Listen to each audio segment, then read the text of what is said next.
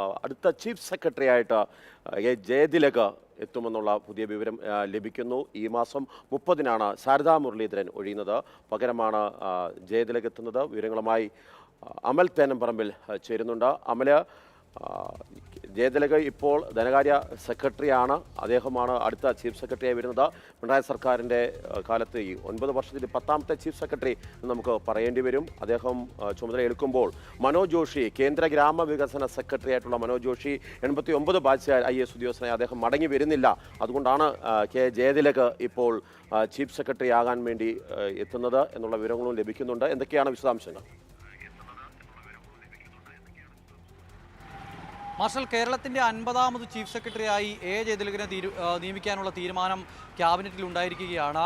നേരത്തെ മാർഷൽ പറഞ്ഞതുപോലെ സീനിയോറിറ്റി പരിഗണിക്കുകയാണെങ്കിൽ മനോജ് ജോഷി കേന്ദ്ര നഗരവികസന മന്ത്രാലയത്തിൽ ഇപ്പോൾ ഉദ്യോഗസ്ഥനാണ്. ഇവിടെ നിന്നും ഡെപ്യൂട്ടേഷൻ വാങ്ങിപ്പോയതാണ്. അതിനുശേഷം ഇവിടേക്ക് മടങ്ങി എത്താനുള്ള ഒരു തീരുമാനം സംസ്ഥാന സർക്കാരിനെ അറിയിച്ചിട്ടില്ല. അതിനാൽ തന്നെ ജയതിലകിനെ ചീഫ് സെക്രട്ടറിയായി പരിഗണിക്കുകയായിരുന്നു. നിലവിൽ ACS ഫിനാൻസ് ആണ്, അഡീഷണൽ ചീഫ് സെക്രട്ടറി ഫിനാൻസ് ഡിപ്പാർട്ട്മെൻറ്റിലാണ് ജയതിലക് ഉള്ളത്. ജയതിലക് ചീഫ് സെക്രട്ടറിയായി എത്തുന്നു.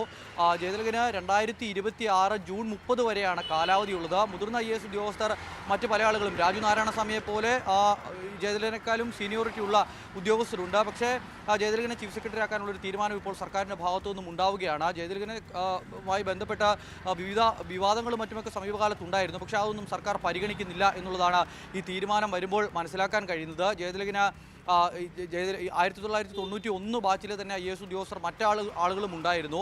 ജയതിലകിനെ ചീഫ് സെക്രട്ടറി ആക്കാതിരിക്കാനുള്ള നീക്കം പല കോണുകളിൽ നിന്ന് നടന്നിരുന്നു എന്നൊരു എന്നൊരു ആരോപണം കൂടി പല കോണുകളിൽ നിന്നും ഉയർന്നു വന്നിരുന്നതാണ്. മാത്രമല്ല പ്രശാന്തുമായി ഒരു നേർക്കുനേർ പോര് നടക്കുന്നു. പ്രശാന്ത് തുടർച്ചയായി ജയതിലകിനെതിരെ ആരോപണം ഉന്നയിച്ച് രംഗത്തെത്തുന്നുമുണ്ട്. ചിത്തരോഗി എന്നടക്കമുള്ള വിശേഷണം നടത്തിയ ഒരു ഉദ്യോഗസ്ഥനാണ് പ്രശാന്ത്. ആ വിശേഷണം നടത്തിയത് ഈ പറയുന്ന ജയതിലകിനെതിരെയാണ്. നിലവിൽ എന്തായാലും ആ വിവാദങ്ങളൊന്നും പരിഗണിക്കാതെ അതെല്ലാം സർക്കാർ അല്ലെങ്കിൽ ആ വിഷയവുമായി ബന്ധപ്പെട്ടുള്ള പരിശോധനകളെല്ലാം നടത്തിയ ശേഷം ജയതിലകുമായി ബന്ധപ്പെട്ട് പ്രശാന്ത് ഉന്നയിക്കുന്ന ആരോപണങ്ങളിൽ കഴമ്പില്ല എന്ന് കണ്ടുകൊണ്ട് തന്നെ സർക്കാർ ചീഫ് സെക്രട്ടറിയായി നിയമിക്കാനൊരു തീരുമാനം ഇപ്പോൾ എടുത്തിരിക്കുകയാണ്. 30-ാം തീയതിയാണ് ശാരദാ മുരളീധരൻ വിരമിക്കുന്നത്. അതിനുശേഷം ചീഫ് സെക്രട്ടറിയായി ജയതിലക് ചുമതലയേൽക്കും.